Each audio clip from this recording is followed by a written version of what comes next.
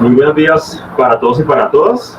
Damos inicio a nuestra sesión en el marco de nuestro workshop internacional liderado por el Centro de Investigación en Calidad de la Educación de nuestra Facultad de Educación de la Universidad Surcolombiana. José nos ha confirmado que ya está la sesión grabándose. Para claridad de todos y todas, esta sesión a través del Google Meet quedarán grabadas y posteriormente será enviada la grabación respectiva a sus correos electrónicos, el cual han dispuesto para el registro e inscripción a este workshop. Bueno, entonces vamos a dar inicio y para eso les voy a compartir la pantalla para poder iniciar con nuestra sesión. Y quiero confirmar, ¿me están escuchando todos sin problema alguno? ¿O hay alguna falla en la comunicación?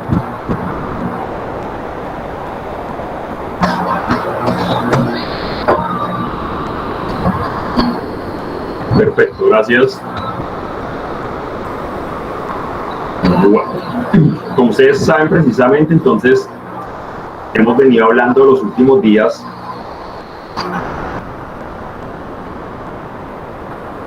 en torno a la posibilidad de construir y de pensar en el análisis de contenido como un asunto interesante dentro de la investigación, y dentro de ese análisis de contenido lo hablábamos días anteriores para poder entender un poco qué significa eso de pensar la investigación como un asunto más humano, menos instrumentalista, un asunto en donde perfectamente pudiésemos desarrollar y pudiésemos connotar en las diversas aristas y los diferentes procesos que se gestan en torno a los procesos de hacer investigación. Pues bien, entonces para el día de hoy, permítanme un momento. Para el día de hoy, entonces, este espacio lo hemos denominado junto con el equipo técnico. Les recuerdo a todos los participantes en esta sesión que este taller, en el marco de nuestro workshop en torno al análisis de contenido, se ha dividido en dos momentos. El día de hoy, jueves 17, tenemos un primer momento en donde vamos a hablar un poco más de las construcciones teóricas en torno a qué es eso de construir categorías, cómo se habla de la construcción de un discurso, para qué sirve la construcción y el análisis de los discursos en esa investigación, entendiendo un poco la distinción entre un análisis de contenido desde una perspectiva cuantitativa o un enfoque positivista, y cuando se hace desde un enfoque más fenomenológico, de la interpretación de los métodos cualitativos.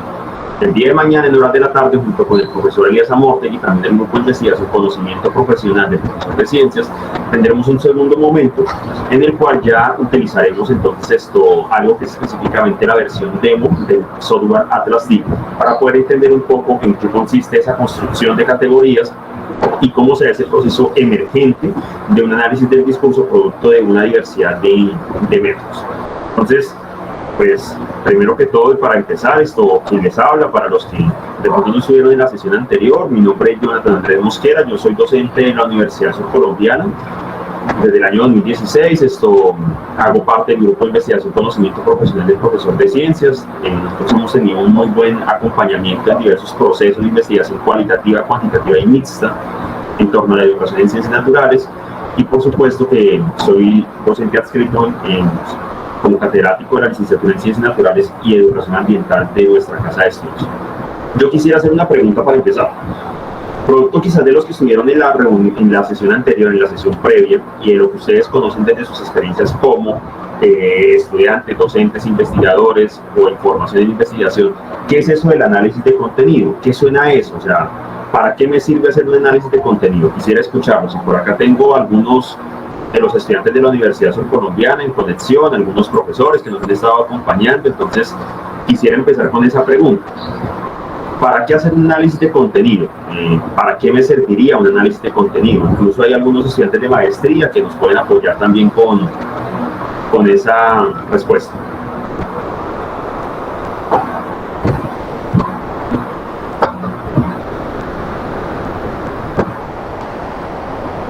Por ejemplo, Armando, ¿qué opinas de qué es el análisis de contenido? O Carlos Julián.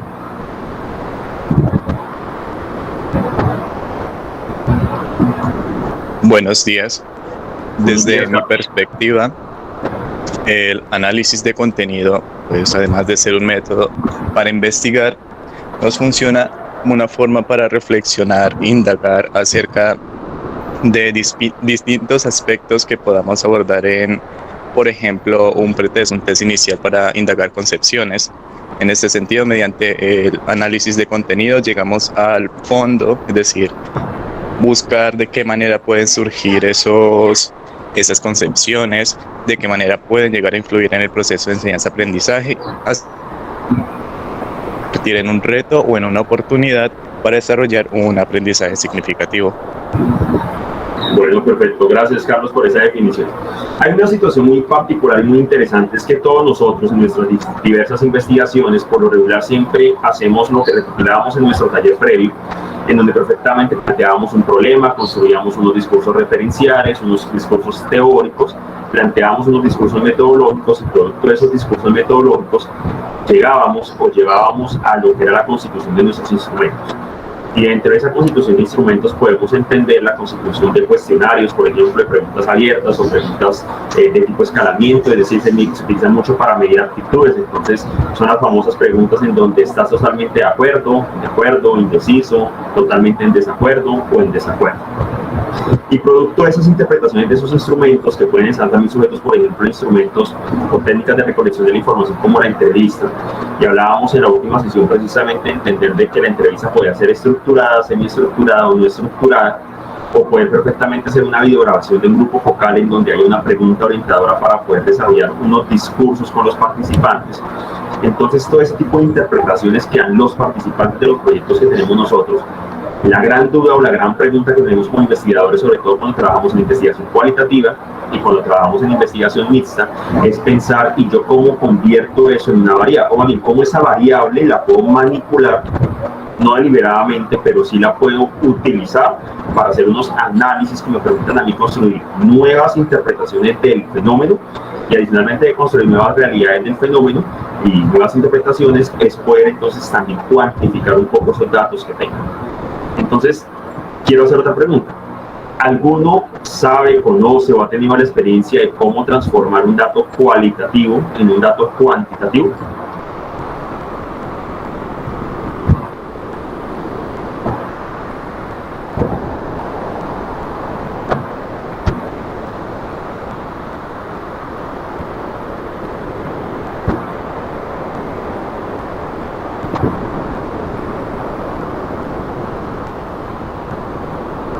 Por ejemplo, Alex es una egresada de nuestro grupo de investigación y en nuestra licenciatura.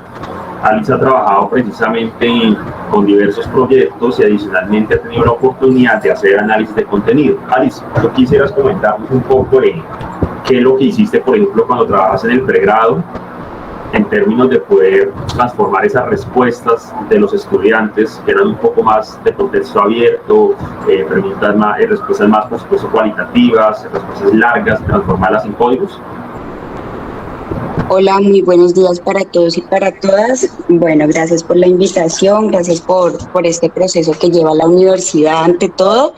Es un espacio muy agradable, y en cuanto a la pregunta, claramente el análisis de contenido nos permite, como decía el profesor Jonathan, analizar un poco más a profundidad cada una de las, digámoslo así, las respuestas que encontramos en los pretest de los diferentes estudiantes, tratando de catalogarlo un poco, a disminuir esas concepciones de ellos a esos códigos un poco complejos, sí, realmente, porque pues la extensión de sus respuestas a veces llega a ser siempre extensa, pero pues toca con una revisión muy minuciosa poder llevar a cabo esos códigos que nos permitan así después reconocer en qué códigos cada uno de esos contenidos que analizamos los podemos clasificar.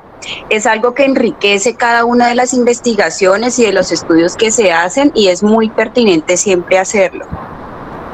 Gracias, profe Alice, por sus aportes, y efectivamente el análisis de contenido es un método, una técnica, hace parte de los procesos de investigación cualitativa, cuantitativa y mixta, y precisamente es uno de los métodos que más enriquecen los procesos de investigación, porque en ese proceso o en ese procedimiento, de alguna manera, de poder uno reconocer en un discurso, reconocer en una respuesta que puede tener 2, 3 renglones, si estamos hablando, por ejemplo, de un cuestionario diligenciado a mano.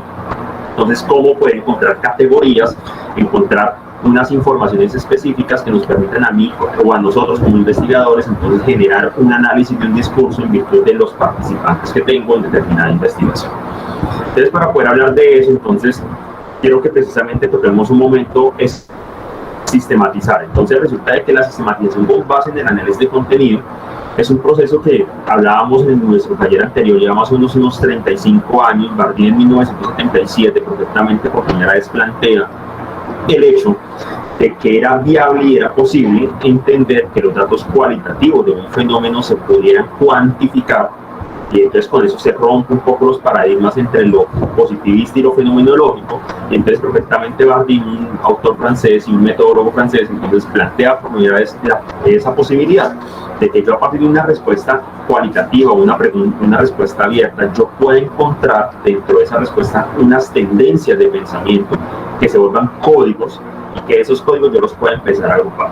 Entonces podemos decir por primera vez que el análisis de contenido es un proceso de doble identificación y representación de ese contenido que yo tengo en las respuestas de una población participante dentro de un instrumento que estoy aplicando, y que ese instrumento puede ser un texto, puede ser una pregunta, sencillamente una respuesta a una pregunta puntual, puede ser inclusive también representaciones gráficas o visuales, porque resulta que el análisis de contenido yo lo puedo hacer tanto de texto como también de texto, digámoslo así, literal, y si hay alguno de lenguaje me disculparán, como también lo puedo hacer de textos gráficos. Y entonces eso lo puedo utilizar principalmente a partir de los instrumentos que aplico. En el grupo de investigación, nosotros con nuestros tesistas, nuestros investigadores y estudiantes de maestría también, acostumbramos normalmente que cuando diseñamos cuestionarios para poder plantear diferentes recolecciones de información, utilizamos por lo regular mínimo una pregunta que atienda al diseño de un dibujo, a la representación gráfica de las ideas de los estudiantes o de los participantes del proyecto.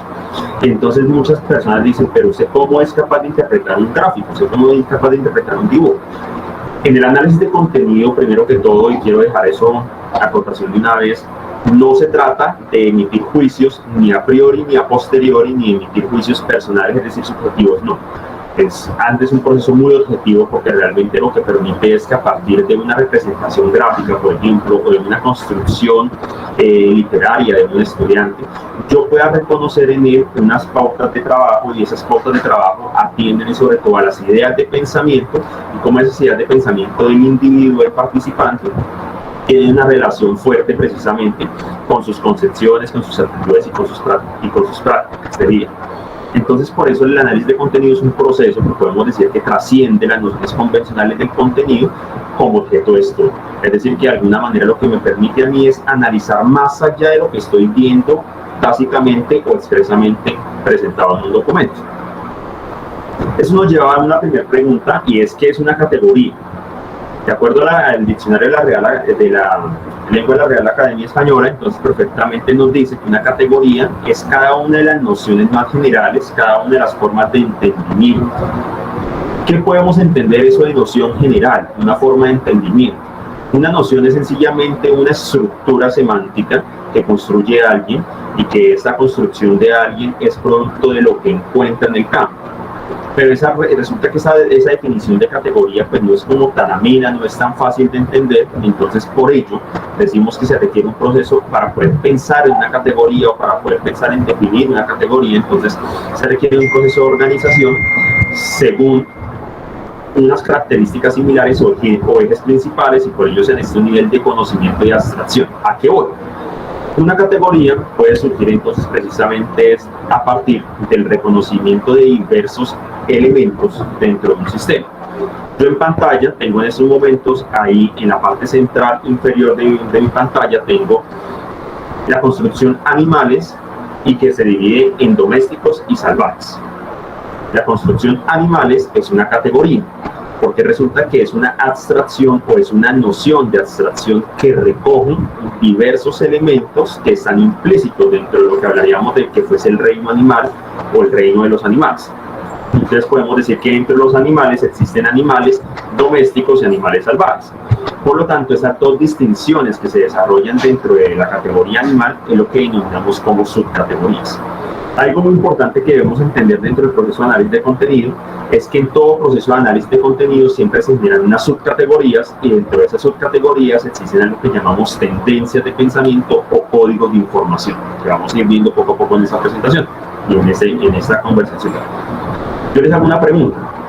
Además de las subcategorías domésticos y salvajes, nosotros, ¿qué podríamos decir más de los animales? O sea, otras subcategorías que surgen de esa macro categoría llamada animales. Ya tenemos algunos profesores de ciencias, y también creo que todos podemos decirlo desde nuestra experiencia como seres humanos.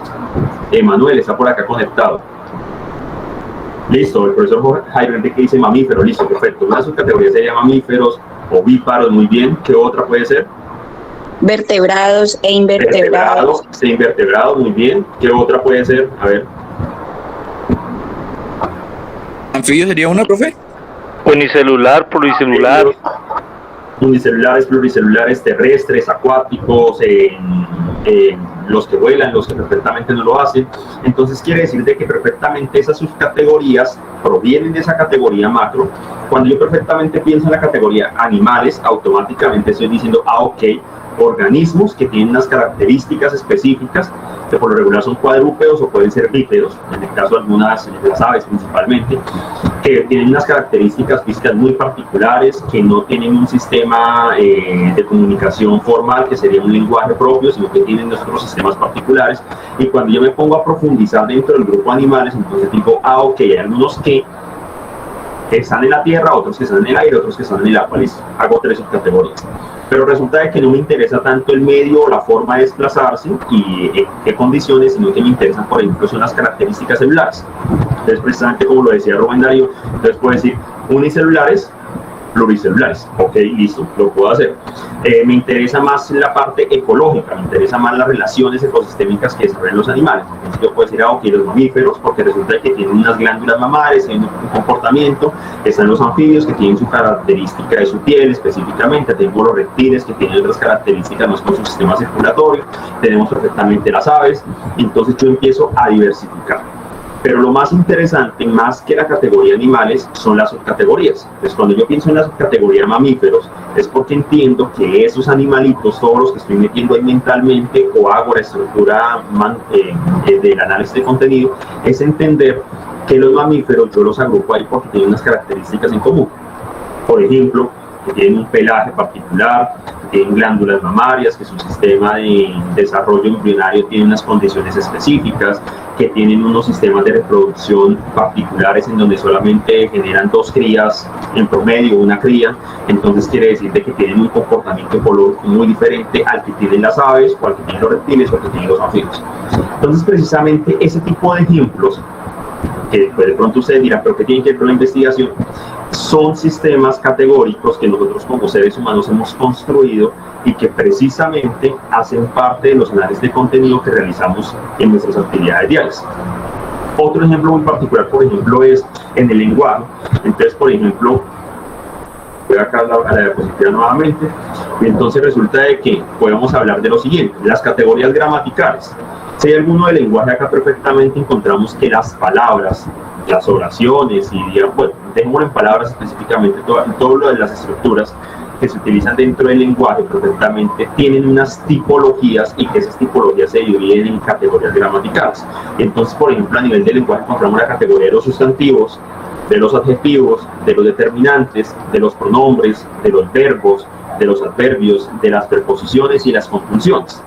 Y resulta de que perfectamente puede ocurrir que yo esté pensando en un sustantivo propio o común, listo. Y entonces resulta que quizás ese sustantivo propio o común me convierte en un determinante al mismo tiempo. Entonces podemos encontrar que dentro de esos sistemas de categorías en diferentes campos de conocimiento, esas tendencias, esos códigos que alimentan esas subcategorías pueden estar participando en ambos asuntos. Entonces, la idea, ¿cuál es de esos ejemplos? Que entendamos un poco que la categorización nosotros la construimos y la vivimos a diario de diversas maneras, pero que muchas veces consideramos que eso simplemente es un asunto del lenguaje de la ciencia, de la taxonomía, de la matemática, de diversos campos de conocimiento, y realmente eso es hacer un análisis de contenido. Entender perfectamente, los profesores de lenguaje son maravillosos en estos asuntos, porque perfectamente cuando están enseñando la escritura académica, por ejemplo en investigación, y yo que también lo hago con mis estudiantes de investigación, entonces les digo yo, los textos deben tener cadencia textual, y esa cadencia textual debe estar alimentada precisamente por un conjunto de palabras que están organizadas en virtud del fin comunicativo, y entonces deben estar organizadas y deben tener unas oraciones, que las oraciones deben estar ordinadas, pero pueden haber oraciones subordinadas, y entonces dentro de esa categorización que les estoy enseñando para que aprendan a escribir, yo también estoy haciendo un análisis de contenido. Otros ejemplos dentro de sistemas de categorías muy comunes, perfectamente a nivel global, podemos entender, por ejemplo, los sistemas de taxonomía en ciencias naturales. Entonces, por ejemplo, en taxonomía, tanto de fauna como de flora, o del reino animal como del reino vegetal, encontramos perfectamente que los organismos se clasifican en diferentes taxones, y que esos taxones al mismo tiempo son categorías. Entonces, hablamos perfectamente que, por ejemplo, en el esquema del lado izquierdo de la pantalla tenemos entonces lo más grande es el dominio, sería como la categoría macro. Una pequeña categoría es el reino, que es el reino animal. Dentro de la categoría reino animal tenemos la categoría cordados. Dentro de los cordados tenemos las aves. Dentro de las aves tenemos entonces ya algo que es el orden, entonces son las paseriformes, es el ejemplo ahí que tenemos en pantalla. Y dentro de los órdenes hay familias, y dentro de las familias hay géneros, y los géneros conducen a la especie. Entonces, de alguna manera, ese sistema de categorización lo que me permite es ir reduciendo la información hasta llegar a lo más específico, producto de una amplitud o de un campo general muy particular. Y al lado derecho de la pantalla, entonces en este caso, por ejemplo, tenemos ya las categorías específicas, de arriba hacia abajo, de mayor a menor, que existen, por ejemplo, para hablar de taxonomía. Entonces, todo eso nos lleva a entender la siguiente definición. Gómez, precisamente en el 94, plantea que la palabra categoría se refiere en general a un concepto que abarca elementos o aspectos con características comunes o que se relacionan entre sí. Ustedes ven que ya esta definición de categoría me da más alusión a los ejemplos que veníamos dando, porque resulta que dentro de la categoría es que encontramos organismos, individuos, conceptos, aspectos, elementos, factores que tienen características en común. Entonces ya por ahí digo, ok, yo hago muchas categorías de elementos. Entonces perfectamente estoy en la casa, ahorita que estamos en tiempos de cuarentena, digámoslo así, entonces nos ha tocado atribuir diferentes actividades del hogar, entonces yo perfectamente puedo estar diciendo, y yo siempre digo que en investigación las madres de familia y las personas del hogar son unas grandes sabedoras de investigación, porque clasifican las cosas. Incluso desde niños estamos clasificando, estamos haciendo análisis de contenido. Los niños en el jardín, en el pre-kinder, clasifican los colores no necesariamente por la tonalidad, muchas veces colores fríos, colores cálidos, pero también lo hacen perfectamente por el tamaño. Entonces resulta que le han sacado tanto, han utilizado tanto el lápiz con sus colores, con sus lápices, entonces perfectamente clasifican los colores por el tamaño, más largos, más cortos, más pequeños, más redondos, triangulares, cuadrados, de diferentes formas. Entonces quiere decir que los sistemas de categorización están implícitos en nuestra formación humana. Además, Gómez nos plantea lo siguiente, que esa palabra categoría está relacionada a la idea de clase o serie. ¿Y qué significa esto? Que las categorías son empleadas para establecer clasificaciones. Y esa clasificación es entonces lo que hacemos en investigación. Empezamos a clasificar información. ¿Para qué? Para poder entonces ir desde un plano general hasta un plano específico. Y en este sentido, trabajar con categorías implica agrupar elementos, ideas y expresiones en torno a un concepto capaz de abarcar un todo. Es decir, ahí es en donde va el plus, y lo he colocado en negrilla, porque el investigador es quien, bajo su subjetividad propia, bajo su conciencia y sus determinantes periféricos, es el que es capaz, o quien es capaz de determinar la idea, el nombre o la expresión que va a recoger un conjunto de elementos, es decir, quien crea la categorización dentro del campo investigativo. Adicionalmente a ello, podemos decir que la investigación cualitativa, la categorización, es un proceso de identificación de regularidades, de temas sobresalientes, de eventos recurrentes y de patrones e ideas que provienen de diversos lugares, eventos o personas que sean seleccionados para nuestro estudio, y que además la categorización constituye un mecanismo esencial en la reducción de la información recolectada. Eso es algo muy importante. En investigación muchas veces, por querer abarcar más, entonces aplicamos un cuestionario de entrada, se me ocurre, En una investigación que hacían en 2017, justamente aplicábamos un instrumento a 245 docentes en ejercicio del área de ciencias naturales. Le aplicábamos un cuestionario que tenía 42 variables, pero eran 42 ítems que perfectamente me iban a permitir a mí era entender, o nos permitían en el grupo de investigación entender cómo se tensionaban los maestros cuando se les sometía, por ejemplo, a situaciones como el estrés laboral, como al hecho de que tuvieran estudiantes con condiciones económicas bajas o con condiciones económicas altas en su salón de clase. Y entonces esas 42 variables me determinaban a mí la posibilidad de caracterizar un poco a nivel específico. Yo pude haber dejado la investigación hasta ahí, determinar que dentro de mi muestra o mi población de 245 docentes, las tensiones iban hacia estos elementos principalmente. Pero debido a que todavía era superflua el análisis de la información, porque nos hacía falta profundizar en los fenómenos reales, es decir, una cosa es que a ti te envíen por correo o que a ti te visiten y te hagan un cuestionario y tú muchas veces por el afán sencillamente lo que hagas es marcar X o no X o marcar al azar. Entonces ese es un asunto muy particular. Entonces nosotros, ¿qué hacíamos? Nosotros lo que hacíamos era después aplicar un siguiente instrumento. Esos 245, entonces les dijimos, ¿aceptan participar en una siguiente fase del proyecto? Sí, no. Los que marcaron sí, entonces en total fueron 57, los que marcaron sí de los 245. Entonces de los 57, entonces les volvimos a aplicar un instrumento mucho más concreto, mucho más sencillo, en donde de las 42 variables que habíamos aplicado inicialmente solamente llegamos a 21, la bajamos al 50%. Aplicamos el instrumento, encontramos cosas que no habíamos encontrado en el proceso anterior, y entonces eso nos dice, ok, vamos bien, porque efectivamente los problemas sí están orientados hacia estos fenómenos específicos de la formación docente, pero queremos específicamente mirar qué está pasando dentro de las aulas de ciencias naturales.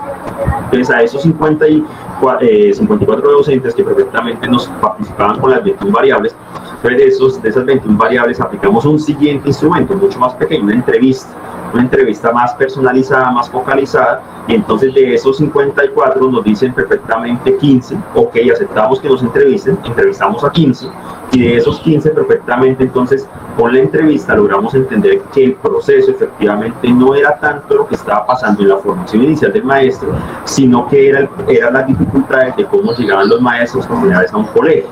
Entonces ahí encontramos un problema muy particular, es que por ejemplo en la región sur de Colombia, los profesores de nuestra región, además de muchas veces tener malas condiciones laborales, mal remuneración económica, la situación es que no tienen un proceso de acompañamiento en su inserción profesional. Pero ese problema, que en esos 15 que logramos reconocer a detalle, no lo habíamos reconocido con los 245 originalmente. Entonces quiere decir que este sistema de categorización y reduciendo las variables, las aristas, es un sistema de análisis de contenido, porque producto de un plano general, llegamos a 15 docentes y después nosotros nos quedamos solamente con 15. Luego les dijimos a los 15, ¿quién acepta participar en una siguiente fase del proyecto en donde le grabemos durante 4 meses? Semana a semana le vamos a grabar, vamos a mirar usted cómo está trabajando, qué está desarrollando el proceso de aula, y entonces una profesora aceptó.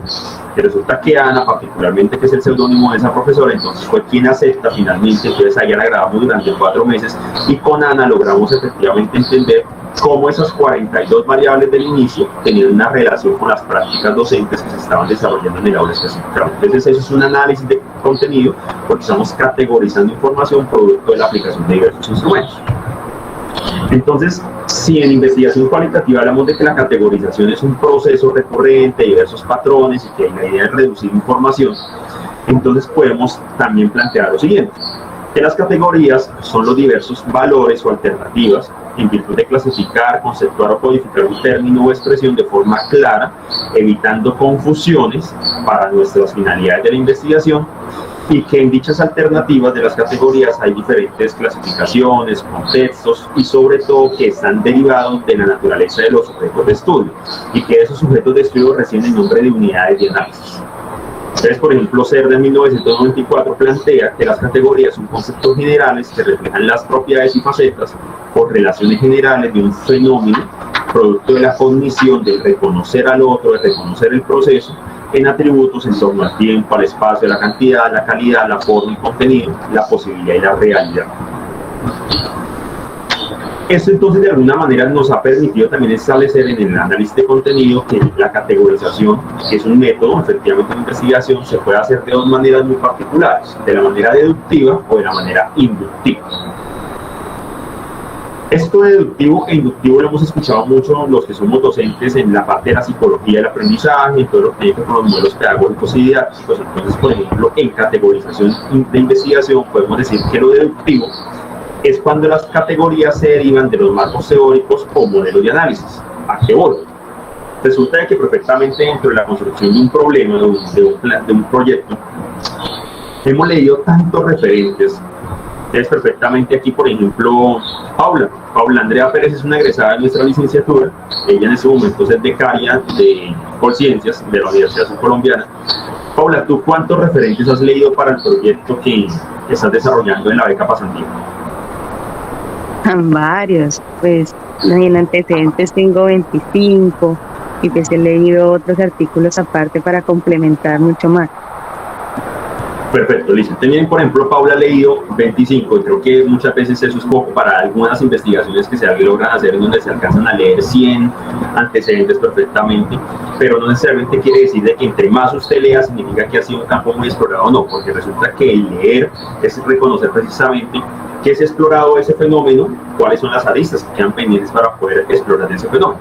Pero lo que voy específicamente es que dentro de los procesos de corte deductivo, muchas veces lo que hacemos es que a partir de la lectura de nuestros marcos referenciales empezamos a pensar en categorías. Entonces resulta de que, por ejemplo, por acá está Dayana Cerón, que hace parte de un proyecto que tenemos en Educación para la Salud. Cuando leíamos primera vez con Dayana y con Luis Felipe sobre educación para la salud, entonces entendíamos que uno de los problemas de la educación para la salud eran los ámbitos. Entonces resulta que empezábamos a leer tanta información sobre educación para la salud, sobre todo en Europa y en Asia, que es donde se ha desarrollado mucho. En América Latina es poco lo que trabajamos en ello. Entonces resulta de que de alguna manera ellas ya estaban pensando en 8 categorías, porque ellos leían y siempre apuntaban a 8 temas, a 8 ejes, a 8 problemáticas. Entonces estaban construyendo unas categorías a priorimente para poder luego aplicarlas dentro de esos instrumentos. Pero otro modelo de construir categorías es la categorización inductiva, que es cuando las categorías emergen de los datos. Este modelo inductivo es el que más utilizamos en investigación cualitativa, porque resulta que, por ejemplo, Armando, que está por acá, Armando, ¿cuántas categorías encontraste tú junto con Camilo en tu proyecto de investigación?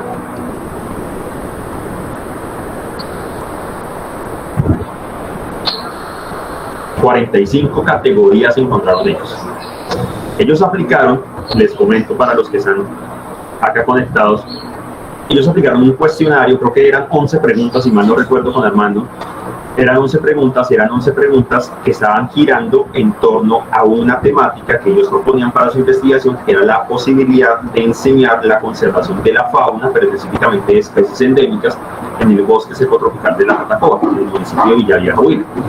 Resulta que lo que hacemos con ellos era aplicar un instrumento de 11 preguntas para que los estudiantes perfectamente respondieran sobre para ellos qué era una especie endémica, cómo se reconoce una especie endémica, qué problemáticas incidían para que una especie se volviera endémica o más bien pasara a ser una especie en vía de extinción, cuál era la relación del hombre específicamente sobre los atributos y el desarrollo de las problemáticas socioambientales que se desarrollaban en ecosistemas estratégicos como la Jatacoa, en el municipio de Villavieja.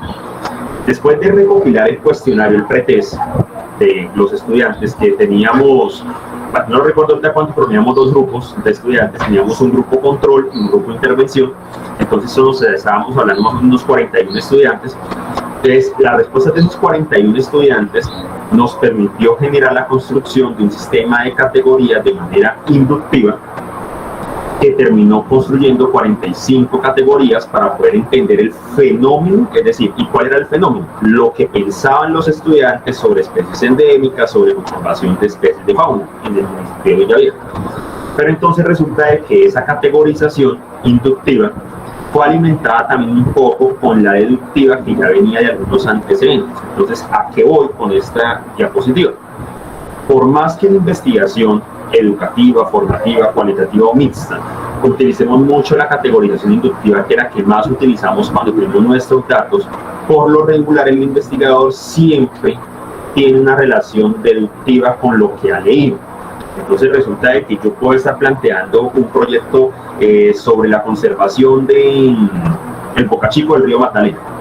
Listo, quiero enseñarle a los piscicultores de La Plata, de la Argentina, de esa parte del occidente del departamento de Huila en torno al por qué es importante conservar el Boca Chico. No sé.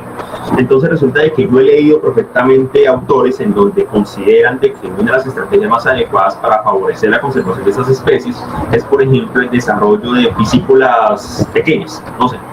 Entonces yo ya deductivamente estoy considerando la importancia de que esa categoría piscícolas pequeñas esté dentro de las respuestas posibles de mis participantes. Entonces, cuando yo tengo tanta construcción teórica, deductivamente, cuando hago el proceso de categorización inductivo, tengo también unos juicios a priori que me favorecen la construcción de esas categorías, que ya lo vamos a ver. Pero hay algo muy importante que, aquí hay una pregunta de alguien, Jairo Enrique dice, pregunto, ¿esos hallazgos fueron categorías o códigos? Según la definición dada en ese taller, la categoría surge de recurrencias, pero es formada por subcategorías. Correcto, profesor Jairo. Las categorías surgen es por recurrencia, realmente por puntos en común que se encuentran a partir de diferentes instrumentos o a partir de diversas respuestas de los participantes cuando aplico un mismo instrumento, pero al mismo tiempo, debido a la valencia o la polivalencia de esas respuestas, yo puedo separar en diferentes subcategorías. Correcto. En los ejemplos, por ejemplo, de Armando, que les colocaba ahorita con fauna, lo que hacíamos era caracterizar 11 categorías, específicamente, y hago la corrección, 11 categorías, una por cada pregunta del instrumento, y dentro de esas categorías encontrábamos diversas subcategorías para un total de 45 subcategorías. ¿Listo, profesor Jairo?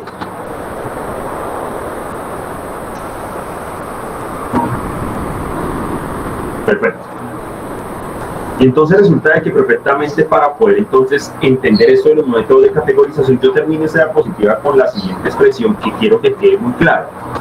Independientemente de que el proceso sea deductivo o inductivo, la categorización es una decisión única y exclusiva del investigador, quien debe procurar siempre respetar la especificidad propia del material recogido y de la información recolectada y la perspectiva de los actores involucrados. Entonces, ¿a qué voy? No es lo mismo hacer un sistema de categorización inductivo cuando estoy trabajando con estudiantes de una institución educativa pública, oficial, o privada, urbana o rural, perfectamente, en comparación cuando se hace un trabajo más de tipo etnográfico o sociocultural con una comunidad indígena. En los estudios etnográficos o socioculturales, por lo regular, las categorías muchas veces no están dadas por el investigador, sino que surgen realmente del análisis del contexto, que eso es algo muy importante, hablábamos en la última sesión, pero adicionalmente surgen de lo que los mismos sabedores o las personas participantes dentro del proyecto o dentro de esta comunidad, entonces me permiten a mí entender. Entonces perfectamente hemos visto algunos estudios, por ejemplo, etnográficos, en donde las categorías no surgen producto de la interpretación de los libros, de los artículos, de los antecedentes, sino que surgen es precisamente de lo que necesitan o de lo que quieren los participantes expresar. Entonces eso es algo muy importante. Por eso la categorización es única decisión del investigador en consenso con los actores involucrados. Este sistema de categorización no es arbitrario, eso es algo que quiero dejar también claro, no es arbitrario, está regido por unos principios y además debe tener unos factores específicos que influyen sobre la categorización. De acuerdo a Romero, una docente de la Universidad de Antioquia, precisamente con quien he tenido la oportunidad de trabajar hace unos años, existen unos criterios específicos para poder determinar en qué consiste ese sistema de categorización o cómo se establece esa categorización. El primer criterio es la relevancia. La relevancia en el sistema de categorías debe contemplar las posibilidades o alternativas de variación. Por lo tanto, puede quedar excluido del sistema algunas y estas dependerán del diagnóstico y la realidad encontrada. ¿A qué voy?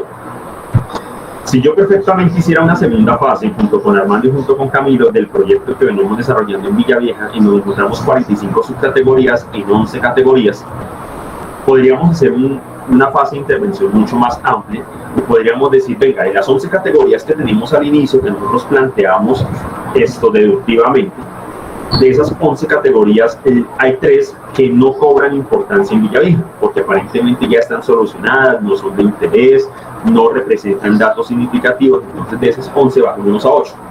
Eso es un sistema de categorización que incluyen el principio de relevancia, porque resulta de que perfectamente eso es algo muy importante y eso es algo que tengamos en cuenta en nuestras investigaciones. Muchas veces los investigadores construimos un instrumento de 10 preguntas y cada pregunta apunta a una categoría de manera deductiva que yo estoy planteando. Las subcategorías se vuelven inductivas porque las estoy construyendo a partir de los datos recopilados en campo. Hasta ahí vamos perfecto. Pero resulta que cuando yo me pongo a analizar categoría 1, 3 subcategorías, categoría 2, 5 subcategorías, válido, no hay problema. Pero yo me doy cuenta que una de esas categorías no cobra relevancia porque en definitiva o ya está resuelto el problema en torno a esa categoría de estudio o adicionalmente no está generando el respectivo interés dentro de los participantes. Yo como investigador, en virtud del principio de relevancia, puedo quitar esa categoría junto con sus subcategorías porque no me van a aportar nada a entender el fenómeno realmente que estoy estudiando. Así pues, entonces, producto de la relevancia, hay un segundo principio que es el principio de exclusividad, que es el que favorece la mutua exclusión de los componentes del sistema categorial y tiende a eliminar las redundancias y la desorientación a la hora de clasificar los datos. Este criterio señala que en principio las categorías son mutuamente excluyentes, es decir, que el mismo elemento no puede ubicarse en dos categorías a la vez. ¿Qué significa esto? Ustedes mañana en el Atlas TI junto con Elías lo que van a entender es que normalmente en el software no empezamos de categorías hacia subcategorías y a códigos, sino que por lo regular empezamos desde códigos o de unidades de información, construimos subcategorías y luego llegamos a las categorías.